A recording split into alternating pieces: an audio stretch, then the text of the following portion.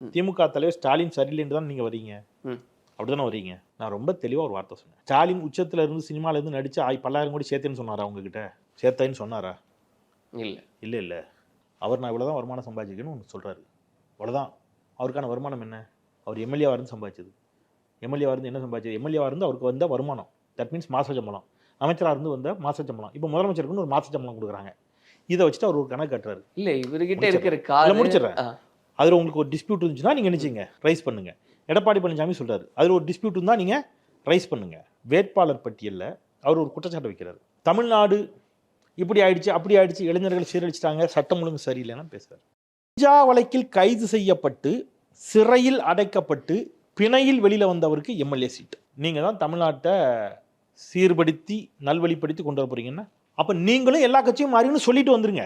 நானும் எல்லா கட்சியும் மாதிரியும் என்கிட்டையும் நிறைய குறைபாடுகள் இருக்குது, குற்றங்கள் இருக்குது, நானும் வந்து வருமான வரித்துறையை ஏமாத்திருக்கேன், என் கட்சியிலையும் குற்றவாளிகள் தான் வேட்பாளர்கள் சொல்லிட்டு போயிடுங்க. நீங்கள் ஒரு புனித பசுவை அவங்களை காட்டுறீங்கல்ல, ஊரில் இருக்க எல்லாரும் அயோக்கியம், நான் மட்டும் எவ்வளோ பெரிய யோக்கியம் தெரியுமா நீங்கள் சொல்கிறீங்கல்ல, உங்களுடைய முதல் தேர்தலே அது பல்லிழிக்கிறது. அப்போ நீங்கள் மாற்றம் என்று மக்களை ஏமாற்றாதீர்கள் அப்படிங்கிறத நேற்று நான் சொன்ன மாதிரி இந்த நிறைய ட்ரோல்ஸ் அப்படின்றதெல்லாம் கவனிக்கும் போது அதில் வந்து அதிகபட்சமாக பொருத்தி பார்த்த விஷயம் அப்படின்றது விஜய் அவர்கள்கிட்ட இந்த கார் இருக்கு, அதில் ஆரம்பிச்ச டிவிஎஸ் இல்ல முதலமைச்சர் கிட்ட ஒரு கார் கூட சொந்தமா இல்லையான்ற கேள்வி வைக்கிறேன். கார் இல்லைன்னு அவர் எங்க சொன்னாரு? அவர் அஃபிடேவிட் தப்பாக புரிந்து கொள்ளப்பட்டு ட்ரோல் பண்ணப்பட்டுச்சு. அவர் அஃபிடேவிட் தெளிவாக இருக்கா என்கிட்ட இருக்கு, எடுத்தார். அது சில மீடியாக்கள் வன்மத்தோடு பரப்பிய செய்தி. நான் ரொம்ப தெளிவாக ஒரு நீங்கள் எடுங்க, நீங்கள் அஃபிடேவிட்டை எடுத்துட்டு தெளிவான முழுமையான அஃபிடேவிட்டை படிச்சுட்டு கேள்வி கேளுங்க. விஜய் என்ன கார் வச்சிருக்கிறாங்கிறது எனக்கு பிரச்சனை இல்லை.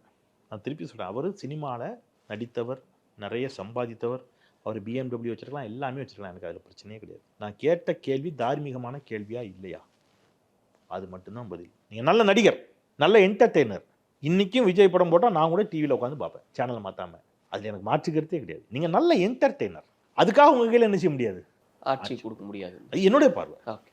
இப்போ நேற்று அவர் பிரச்சாரத்தை பாதியிலேயே நிறுத்திட்டு வில்லிவாக்கம் வராமலே அவர் திரும்பிட்டாரு. ஆதவர்ஜுன் அவர்கள் பத்திரிகையாளர் சந்திக்கிறாங்க.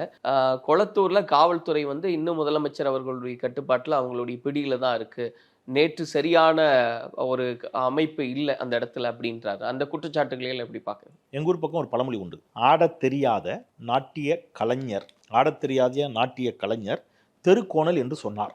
அப்படி வச்சுக்கோங்க. இது கொச்சையா ஊரில் சொல்லுவாங்க, நான் அப்படி சொன்னால் நல்லா இருக்காது, அதுக்காக சொல்கிறேன். அப்படித்தான் விஜயும் ஆதவர்ஜுனாவும் பேசுறது. மக்களை பார்க்குறதுக்கு துப்பு இல்லை. வெயிலில் நின்னா வேத்து ஊற்றும், வெயிலில் நிற்க முடியாது. எவன் 6 மணிக்கு மேலே பனையூர் பங்களாவில் போய் படுத்துடணும். அதுக்கு நீங்கள் வந்து இந்த ட்ராமாவை ஆடாதீங்க. என்கிட்ட ஃபோட்டோ இருக்குது, நான் காட்டுறேன். கொளத்தூரில் விஜய்க்கு என்ன கூட்டம் கூடிச்சோ அதை விட 3 மடங்கு 4 மடங்கு கூட்டம் காஞ்சிபுரத்தில் உதயநிதி ஸ்டாலினுக்கு கூடுது.